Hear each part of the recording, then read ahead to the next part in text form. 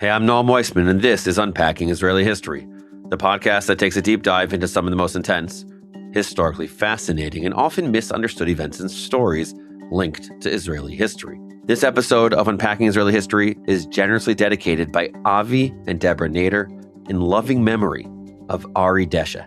If you want to sponsor an episode of Unpacking Israeli History, or you just want to say shalom, what's up, alo, alan, get at me, and Noam at unpacked.media. Before we start, as always, check us out on Instagram, on TikTok, on YouTube, whatever, just find us. We're different places. Just search Unpacking Israeli History and hit the follow or subscribe button. Okay? Yalla. Let's do this.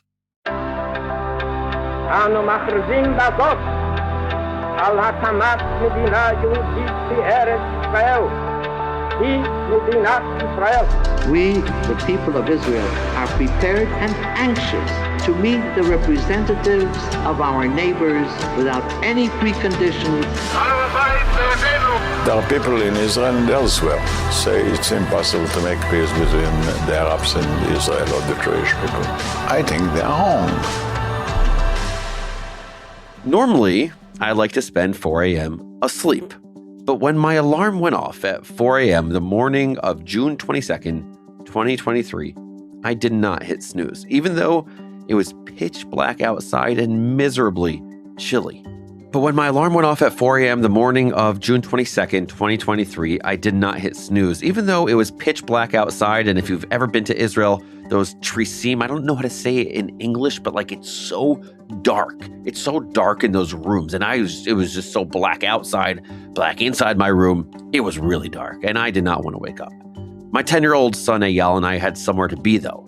Together with my good friend Avi Posen, we made our way up the narrow trail that winds up the side of a steep cliff in the Judean desert, flashlights bobbing in the dark. We weren't alone on the trail. Even at this God-forsaken hour, hundreds of other hikers were huffing and puffing their way up the mountain right next to us. Okay, I was doing more of the huffing and puffing than the rest of the people around me. But there were birthright groups, Israeli teens on school trips, tourists, families, all of us trying to reach the summit before the sun rose over the Dead Sea. Eyal, Avi, and I were just 3 of the nearly 1 million tourists who flock to Masada each year. This Roman-era fortress perched atop a mountain is one of Israel's most iconic and popular tourist destinations, and the sunrise hike up the steep and curving snake path is basically a rite of passage for anyone who comes to the Holy Land. But as we schlepped towards the top, that voice in my head, the same one that made me start a podcast about Israeli history, was babbling away, asking questions like, okay, but why is this place such a big deal? And what does it mean about Israeli identity that Masada has become so central in the state's mythology? And oh my God, I'm so hungry. Is it normal to be this hungry this early in the morning? And look, the voice in my head, I call him Carl. He does know the basic outlines of the Masada story. It goes something like this. 2,000 years ago, a bonkers king named Herod built a luxury fortress at the top of a mountain, complete with bathhouses and grain silos and whatever else an ancient royal needed to withstand a prolonged siege in comfort and style. But a century after he completed said palace fortress, Judea was gearing up for war. And in 66 Common Era, the complex became home to a ragtag band of hardcore Judean rebels who were about to lose the fight against Rome. For 3 years, the fortress sustained nearly 1,000 Jewish men, women, and children, most of them of the extreme rebel variety. But the Romans weren't about to let them keep living atop this isolated outcrop. The Roman Empire was done with these pesky Jews and their pain-in-the-neck rebellion, which cost the ancient world's biggest superpower far more in blood and treasure than Emperor Vespasian cared to admit. So even though the temple was destroyed, the Jewish rebellion all but suppressed. Vespasian sent the Roman 10th Legion to crush whatever embers of rebellion still smoldered atop Masada. So Commander Lucius Flavius Silva dutifully led his men to the base of the mountain and forced his Jewish slaves to build a ramp to the top. All of this is verifiable fact. Remnants of the Roman ramp still exist. So does archaeological evidence of the camps that ring the mountain's base. It's what happened next that confounds historians. And that kept nagging at me and Carl as we stood atop the mountain watching the sunrise paint the Judean desert gold. Because the story most people hear on their tours goes something like this. Tell me if it sounds familiar. The men, women, and children atop the mountain knew they had no hope of surviving this encounter, so they made a shocking decision. Or more accurately, a handful of men made the decision for them. The night before the Romans were due to arrive, 10 men called down the angel of death. Together, they killed their families and friends before turning their swords on one another. When the Romans showed up the next morning, all they found was death. Death and 7 survivors, 2 women and 5 children who escaped a flash of swords by hiding in a water cistern. It was these survivors who allegedly recounted the horror to the Jewish Roman historian Flavius Josephus. And it was this version of the story, plus a number of very rousing speeches, that made it into Josephus's history, The Wars of the Jews, which to this day remains the only contemporaneous account of the tale. So no wonder my brain was working overtime that day as I stood at the top of Masada, sweaty and out of breath, wondering what it all meant. I mean, first of all, there were all the problems with the sourcing. Generally, modern historians don't rely on accounts that can't be independently corroborated, and Josephus was hardly an impartial historian. You can learn tons more about this guy from an amazing episode of our sister podcast, Jewish History Nerds. I'll, of course, include the link in the description. But the quick version is, before he started working for the Romans, he commanded a Judean rebel group fighting to kick the Romans out of Judea. But when Roman soldiers wiped out his entire company, or whatever you call a handful of guerrilla fighters, Josephus switched sides, becoming a translator for the Roman generals and writing histories in his spare time. All of which means that the story behind one of Israel's most enduring and iconic national myths relies on a single source that cannot be independently corroborated, written by a very complicated guy who wasn't there and probably had some ulterior motives. So yeah, my inner voice, Carl, had questions like, why did Masada muscle its way into the collective 20th century Jewish story, becoming a fixture of modern Zionist identity? Why is this old fortress a must-see on every tourist itinerary stop here, including the non-Jewish ones? Why do the gift shops at Ben Gurion Airport sell sweatshirts proclaiming Masada will not fall again? Because if you look at classical Jewish tradition, Masada barely exists. It's not in the Hebrew Bible. There's not even an apocryphal text that could have potentially made it into the Bible, like the books of the Maccabees. Nerd corner alert. Did you know there are 5 books of the Maccabees, though only the first was written in Hebrews? Way to milk the franchise. A sequel I get, but 4 follow-ups? I don't know. Seems excessive. Most suspiciously, unlike the Bar Kokhba rebellion that happened 60 years later, Masada is never mentioned in the Mishnah or the Talmud, the oral law of the Jewish people. It's never referenced by future scholars like Maimonides Rambam or like Rabbi Yosef Karo, the great Jewish legal scholars. There are no fast days or holidays or prayers or lamentations for its martyrs. As far as Jewish liturgy is concerned, the whole story didn't even really happen in some meaningful sort of way. Now, I know the scholars are going to come at me. They're going to find a source here, a source there. I get it. But I think you also get what I'm saying, right? And maybe that makes sense, considering Judaism's emphasis on preserving life. Mass suicide isn't exactly a Jewish value. But if the story really happened the way Josephus recounted it, wouldn't the rabbis of the Talmud have mentioned it, at least, even if just to criticize the decision? Seems like a pretty big thing to just ignore, In other words, we have no proof that the 960 martyrs of Masada ever even existed, at least not in the way we've always been taught. So what were Eyal and Avi and I doing here? But even as I contemplated all of these questions, feeling a little like the Grinch who stole Masada, I found myself dumbstruck. The sun had climbed the horizon, illuminating parched sands and the metallic glint of the Dead Sea. Despite the crowds of tourists and teenagers taking selfies and the one Chabad rabbi asking me if I wanted to put on tefillin, phylacteries, which again is a bizarre translation for tefillin because it's not like the word tefillin or phylacteries.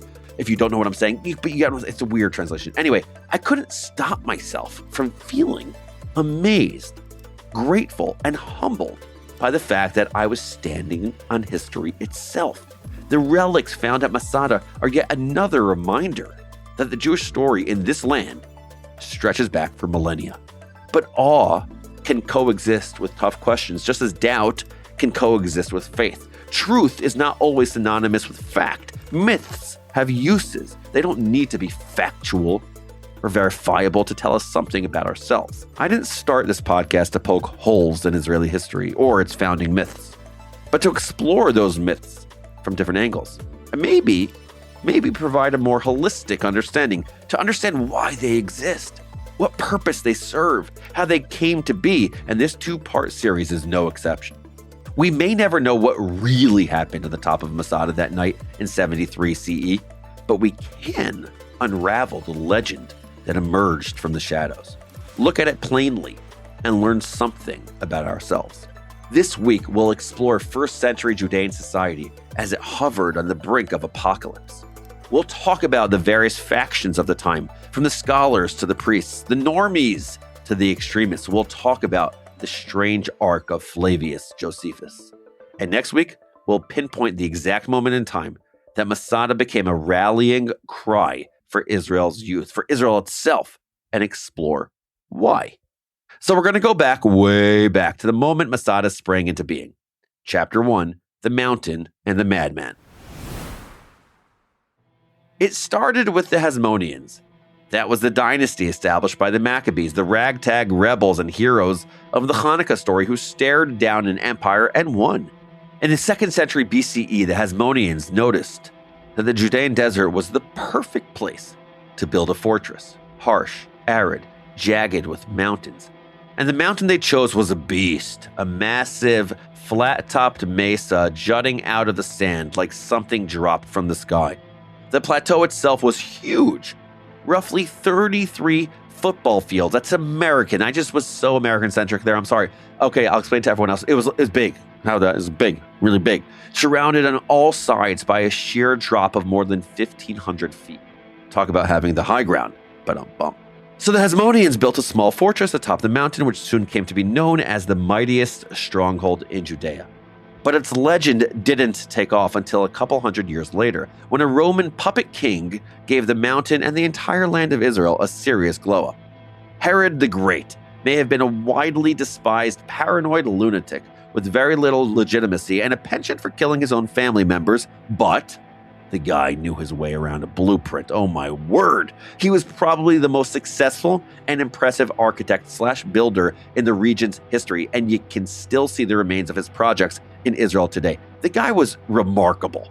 By the way, Jewish Live series about Herod, you got to check out the book. We'll put it in the show notes. But the book about Herod the Great from Jewish Lives is absolutely exquisite.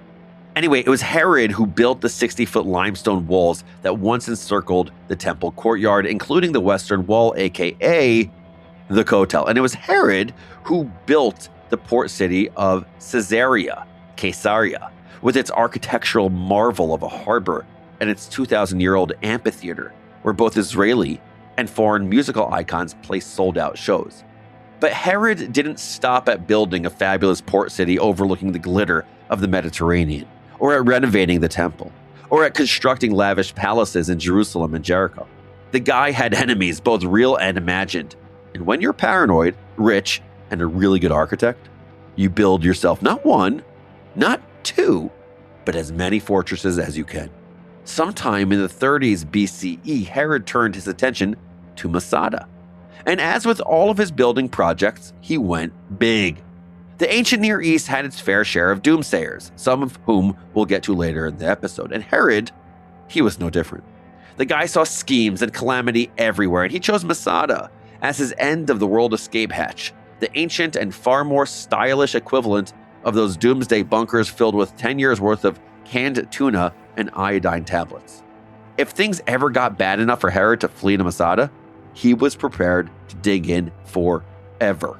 So he wrapped the entire plateau in a casement wall, basically a double wall with chambers in between. He added towers, barracks, and defensive systems for all the battles he planned to win. He carved gigantic cisterns into the rock to channel seasonal rainwater, ensuring years of water security in a parched landscape. And he built huge warehouse complexes stocked with enough food, wine, oil, and weapons to last for years. Nerd corner alert. When archaeologists began excavating Masada nearly 2,000 years later, they found that the desert air had actually preserved some of the supplies Herod had stocked away, including grains and date seeds. Decades later, Israeli scientists managed to germinate one of those date seeds, which grew into a living palm nicknamed Metushelach. For years, it held the world record for the oldest seed ever successfully sprouted before other date seeds from the same era muscled it out of the way, resulting in living trees with similarly biblical names. Pretty cool, huh? Or nerdy, either way. But Herod wasn't your average doomsday prepper. Yeah, he wanted his apocalypse safe house to be, safe, but he also wanted it to be luxurious. What's the point of spending eternity at the top of a God-forsaken mountain in the desert if you don't have your creature comforts? So he built a hanging palace, 3 tiers of Roman-style luxury cascading down the northern cliff face, complete with bathhouses, courtyards, frescoes, and every other amenity imaginable. The puppet king never had to use his luxury panic room, but in 66 CE, roughly a century after he put the final touches on Masada, a group of Judean rebels moved in, ready to throw off the yoke of the oppressor. Because soon after Herod died, the Romans fully and officially took charge of Judea. They'd tried this whole puppet king charade, and it proved to be more trouble than it was worth. But if they thought direct control, direct occupation would be easier, they were very, very wrong. The Judeans didn't appreciate living under this Roman occupation. They hated the heavily corrupt Roman governors who taxed them to hell, and they really hated the fact that their tax money was used in part to build new pagan temples all over the country. But no one agreed on how to handle that insult. First century Judean society was a polarized mess, way before it was cool to be this polarized. And the worse things got with the Romans, the more fractured they became for the Jews. And those fractures made them vulnerable. That's what fractures do for the Jewish world, if anyone's wondering. Broadly speaking, Judea's Jews were divided into a number of sometimes overlapping factions. We'll start at the top of the heap with not one, but 2 groups of elites, the Pharisees, or the Prushim, and the Sadducees, or the Tzdukim. Now, the Pharisees weren't what you generally imagine the 1% to be. They weren't necessarily wealthy or fancy. Instead, their status came from their scholarship. These were the guys who spent all their time learning Torah, studying Torah, arguing the finer points of Jewish law. Nerds, basically. It's probably not a nice thing to call them, but we like the term nerds on this podcast. But basically nerds with a single obsession: Jewish continuity, Jewish flourishing, no matter what. So most kept their heads down, studied hard, and did their best to just make it through, even if some privately supported their more hardline brothers in rebelling against the pagan empire that had taken over their country. Then there were the more stereotypical elites, the Sadducees, who were as different from the Pharisees as you could get. Where the Pharisees spent their time studying and debating, the Sadducees could usually be found in the Holy Temple, managing sacrifices, accepting tithes, and just generally running the show. Where the Pharisees mostly wanted to be left alone to study, many Sadducees hobnobbed with the Romans, partially out of political necessity and partially because plenty of them were cool with the current status quo, which left them at the top of the heap. If the Pharisees were the devout intellectuals, scholars, really the ancestors of the rabbis and the Jewish people that we have now today, the Sadducees were the aristocrats and the politicians, shaking hands, kissing babies, and showing up to fancy Roman events in the first century equivalent of a limo. In the middle of the social hierarchy, if we can call it that, were ordinary Jews, just simple, farmers and traders and craftspeople, doing their best to survive the crushing taxes and rising political turmoil. Like the elites, they too were split between accommodating Rome and rebelling. These normies had one interest: surviving the Roman occupation unscathed, aka staying alive. Sure, these toga-wearing pagan occupiers were the worst, but if the choice was between living under a humiliating occupation or dying in some doomed rebellion against the world's most powerful empire, well, they preferred living, thank you very much. And that meant that they paid their taxes, kept their heads down, and refused to participate in the brewing rebellion.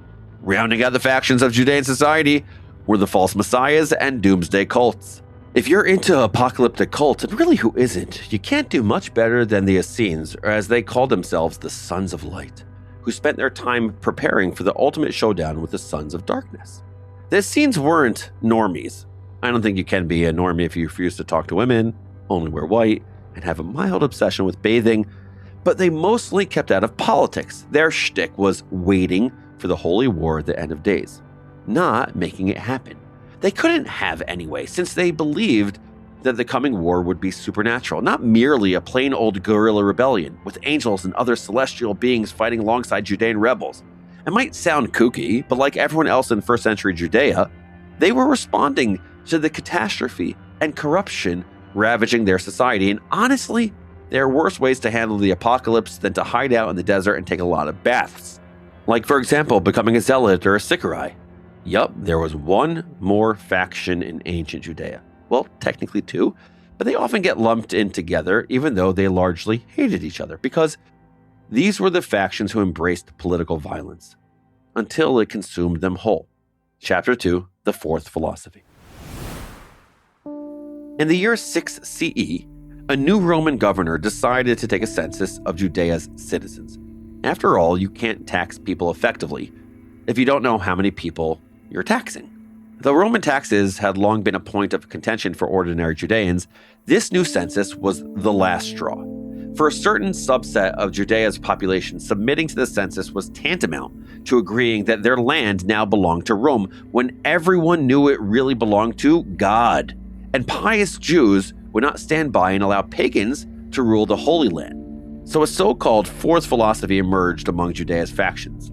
Unlike the philosophies of the Sadducees, Pharisees, and Essenes, this one had only two requirements. The first was deep devotion to God, Pharisee style.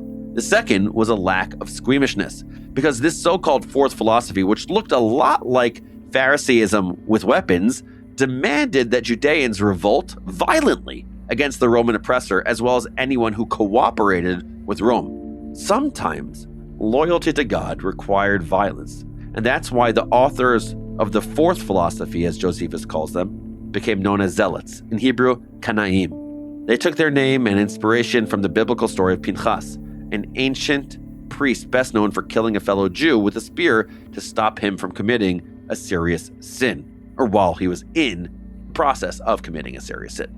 These zealot rebels were proof that the blood of Maccabees still ran hot, and they were convinced that, just like their relatively recent ancestors, they too could overthrow a pagan empire. All they needed was faith and a potent weapon.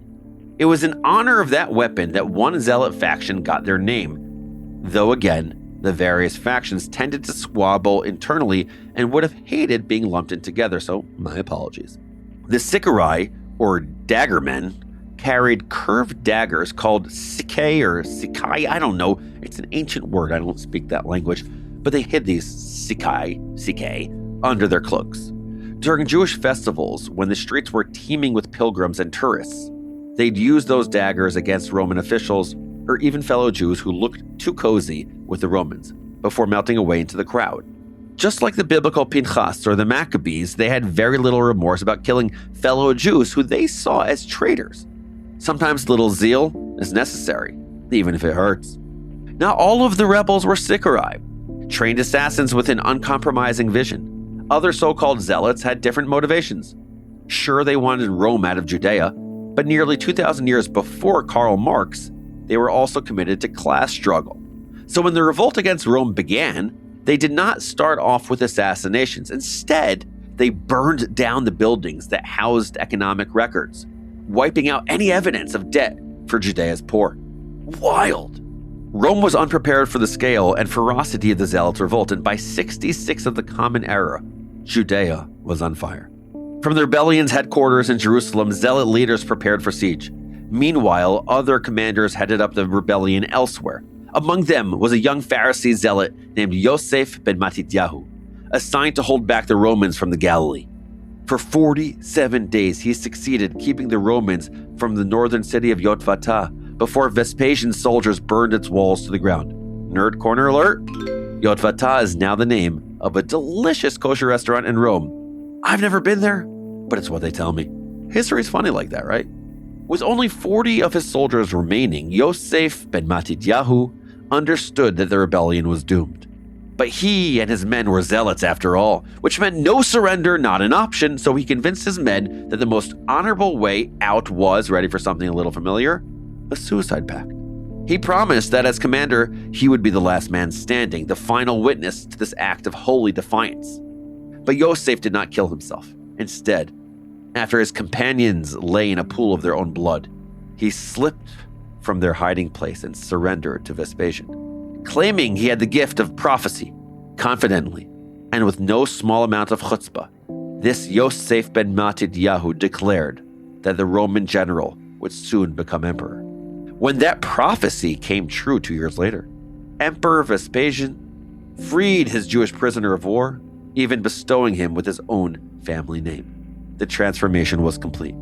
Former Pharisee and zealot commander Yosef ben Matityahu was now Flavius Josephus, better known to us today as Josephus, interpreter and advisor to the Roman emperor, historian and history's primary witness to the coming apocalypse. In the year 70 CE, the world as Judeans knew it came to an end. 4 years into the bloody and disastrous Jewish revolt, Jerusalem was starving, overcrowded with refugees. The famine was not due to poor planning, but to pure zealotry. Believing that a little desperation could only help the coming fight, and determined to consolidate their own power, the various zealot factions who controlled Jerusalem burned the city's food supplies. To them, compromise was worse than starvation, submission worse than despair. Plus, each faction was determined to starve the other out and take control of the capital, and the rebellion once and for all. But defiance is cold comfort. When the Romans breach your walls, knock down your temple, burn it to the ground, slaughter hundreds of thousands of your people, and haul off another 100,000 into captivity. After the temple fell, only 3 Jewish strongholds remained. One by one, the Romans took them all. First, Herodium, in what is today the West Bank in Judea Samaria.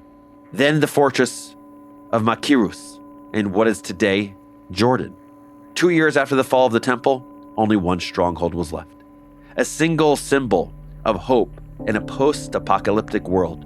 A mighty fortress constructed a century earlier by a paranoid builder king. And at its summit, nearly 1,000 rebels, mostly Sicarii and their families. Masada. And now a reminder, this is where we transition from facts to, something a little bit different. Remember, Josephus is the only source we have for this story. So as I'll say a few more times, probably to the point where it's annoying, take this story with a spoonful of salt. The rebels at the top of Masada were well prepared for a prolonged siege, thanks partly to Herod's foresight and partly to what we today might call war crimes. It's hard for me to say this part out loud. It's embarrassing, it's awful, and it's sickening. But after they seized the fortress in 66 CE, the Sicarii decided to do a little raiding. Over the Passover holiday of 67 CE, a handful of hardened warriors made their way to the Jewish village of Ein Gedi. Heard of that place? It's actually an amazing place. I also took Avi and Eyal. We also went there together. But this place of Ein Gedi, what they did is they slaughtered 700 fellow Jews before burning the village, seizing its supplies, and making their way back to their fortress. 5 years later, there they were, 967 men, women, and children, the only remaining outpost of Jewish rebellion at the end of the world. As long as the Sicarii stood atop Masada, a spark of Jewish defiance still flickered, unless the Romans could stamp it out. But even they were not prepared for what followed. Chapter 3, Alone at the End of the World. Elazar ben Yair came from a family of rebels. According to Josephus, Elazar descended from Judah the Galilean, aka Judah of Gamla, co-founder of the so-called fourth philosophy of the Zealots. It was Judah who led the revolt against the Roman census in 6 CE, and now Elazar had taken up his mantle as the commander of the Sicarii. It would be an understatement to say that Josephus, our narrator and single source for all that happened next, was no fan of the Sicarii. In chapter 8 of the Wars of the Jews, he called them robbers, barbaric, wicked, and corrupt, describing in great detail their so-called reign of terror that culminated with them stuck atop Masada, watching the Roman 10th Legion circling 1,500 feet below like sharks drawn by the smell of blood. To be fair, he wasn't exactly alone. Though the Talmud never mentions Masada, it has plenty to say, none of it good, about the Zealots, though it doesn't use that name. Instead, the rabbis refer to the Zealots as biryonim, which roughly translates to ruffians or thugs. Nerd corner alert. According to Tractate Gittin 56a, if you're counting, one of the Zealot leaders, Abba Sikara, was the nephew of the great sage Rabbi Yochanan ben Zakkai. But when the great sage asked his nephew why he was okay with condemning the people of Jerusalem to a slow death by starvation, Abba Sikara explained, "I can't do anything, because if I speak out, they'll kill me." And though the Talmud can't be taken at face value as a historical document alone, I think this is a pretty decent illustration of the intense factionalism ripping Judea apart. Here is the purported leader of a zealot faction, scared to be taken down by his own followers. But if Abba Sikara was scared of his own men, Elazar ben Yair had no such fears, at least according to Josephus. Back in 66 CE, said Josephus, he led a small band of Sicarii rebels to take control of Masada, establishing a base at the top of the mountain. While other Sicarii terrorized Jerusalem, killing off any priests they suspected of corruption, Elazar mostly stayed on the mountain, where Josephus informs us he, quote, acted the part of the tyrant. By the way, I know I said this is all from Josephus, but we do know a lot about Elazar ben Yair. We know he was real. We know he was the commander at Masada. Those are facts. But whatever Elazar's personality, his band of rebels grew slowly as the war dragged on and more Sicarii fled the starvation and increasingly brutal killings in the capital. By 70 of the Common Era, 967 Sicarii, including women, children, and the elderly, clustered atop the mountain alone at the end of the world. Again, this is all Josephus. And though we don't know much about who they were or their personalities or hopes or dreams, we do know a surprising amount about their daily lives in the years before the Romans arrived to root them out. We know they kept doves both for food and for fertilizer. We know they transformed Herod's swimming pools into ritual baths, mikvaot.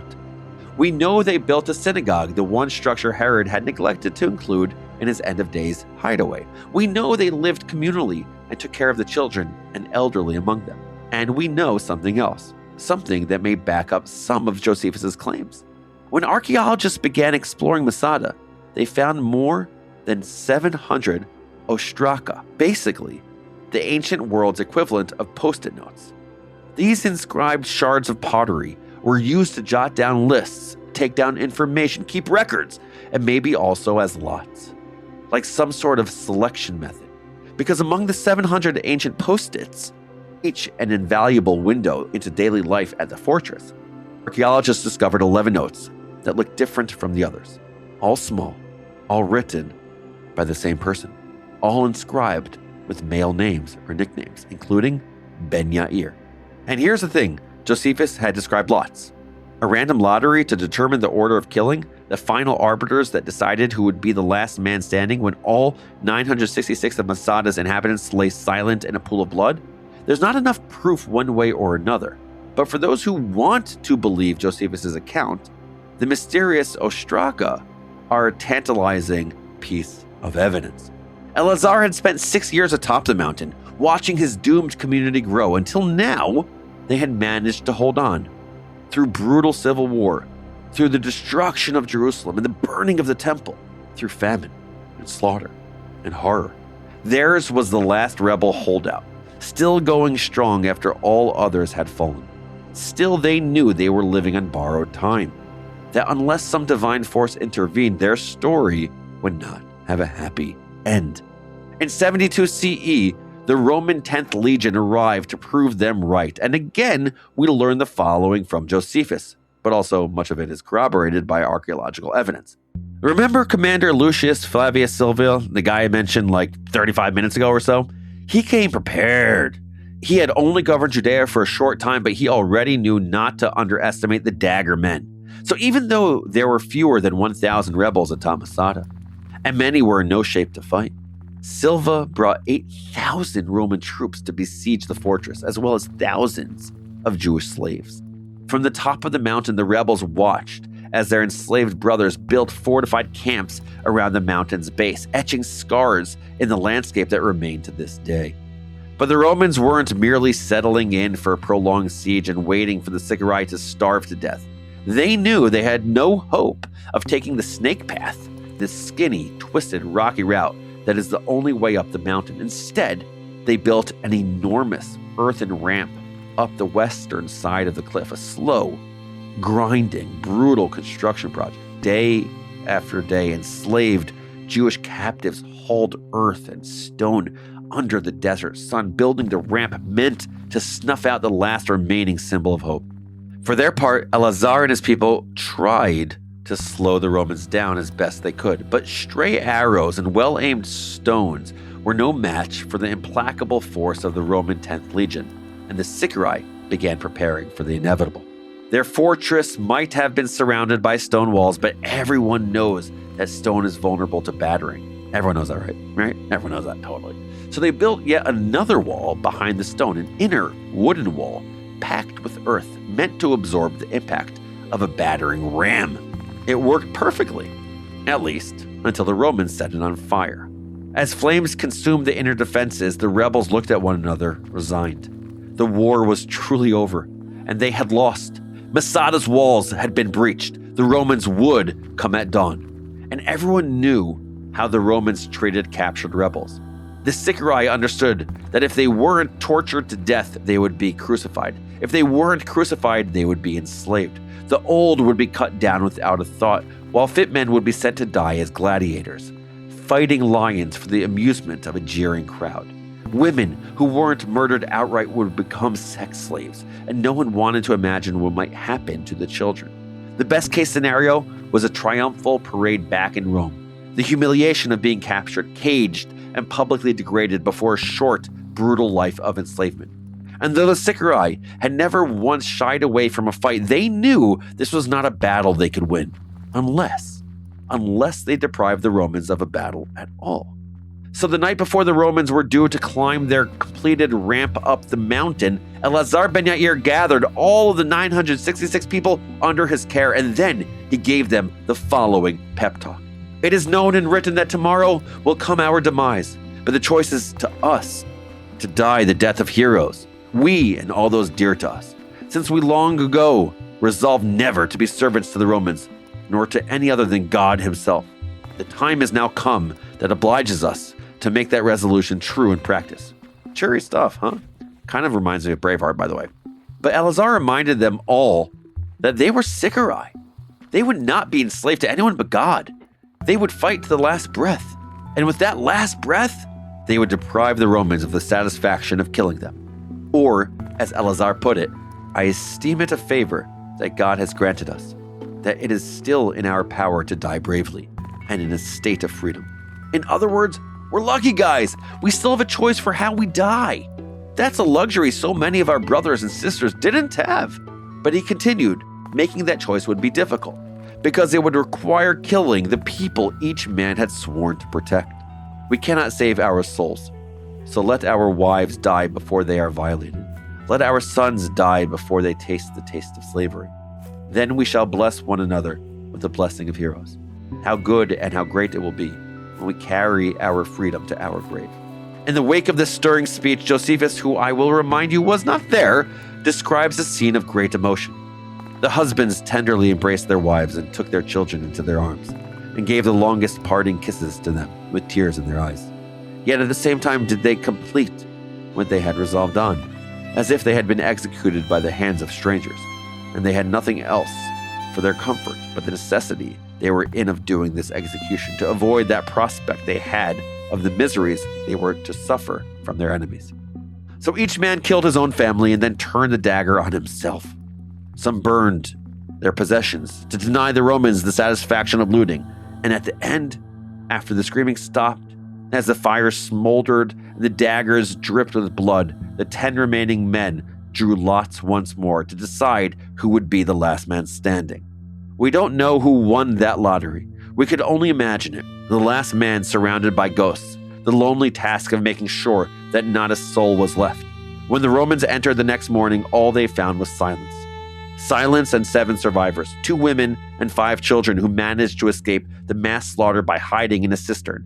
It was these survivors who provided the basis for Josephus' account of the slaughter and of Eleazar's rousing speeches. But once Josephus heard their story, they conveniently disappeared from his narrative. We have no idea what happened to them, or even who they were. Only that one of the women was old and somehow related to Eleazar ben Yair. Maybe a mother or grandmother, maybe an aunt. Maybe a figment of Josephus' imagination. Again, none of this is independently corroborated. My buddy Carl is buzzing right now. So he wrote down this story, stirring speeches and all. And for 1700 years, it was largely forgotten, a footnote in Jewish history. The Talmud never mentions it. The liturgy is silent. There is no commemoration or fast day as there is for the day the Babylonians laid siege to Jerusalem, or the day the Romans breached Jerusalem's walls, or the day both temples burned. There is no prayer, not even a lamentation, as there is for victims of the Crusades, and there is certainly no holiday like Hanukkah or Purim to commemorate the rebels at Masada. Maybe because Hanukkah and Purim both have a happy ending. Maybe because the story is too apocryphal, too bloody, too troubling, too foreign. After centuries of exile and abuse, most Jewish people could hardly imagine the warriors who once wielded daggers against one another in the name of Jewish sovereignty and freedom, until the Zionist movement is born. Until a new generation of Jews begins to dream of sovereignty, until another apocalypse threatens to consume the entire world, until a fateful expedition in 1942. And that is where we're going to end today's episode, on a teaser, because I've just told you so many disturbing things. We've talked about the politics of ancient Judea, about the fractures between factions, about some incredibly disturbing moments of Jewish history, like Josephus convincing his men to commit suicide before he decided, oops, not me, and turned himself over to the Romans, or like the Sicarii burning Jerusalem's food stores, or pillaging Ein Gedi, or killing anyone who got in their way. We talked about crucifixion, about the high cost of rebellion, about Jewish life under Roman occupation. We talked about traitors and extremists, about doomsday cults and paranoid kings. But we still haven't answered the question that stuck in my mind and refused to let go as I stood atop Masada with my son, Eyal, in the dawning light of June 22nd, 2023. Knowing what we know now, every horrible detail, every betrayal, every flash of a curved dagger, why did Masada become such a crucial part of Israeli identity and myth-making, of Jewish identity? And how should we feel about the glorification of this objectively horrible and depressing story? Tune in next week to find out. Unpacking Israeli History is a production of Unpacked and OpenDor Media brand. Follow us wherever you get your podcasts, and as always, I love hearing from you, so email me at noam@unpacked.media. This episode was produced by Rifki Stern. Our team for this episode includes Simon Apfel, Adi Elbaz, Rob Pera, and Ari Schlacht. I'm your host, Noam Weissman. Thanks for being here. See you next week.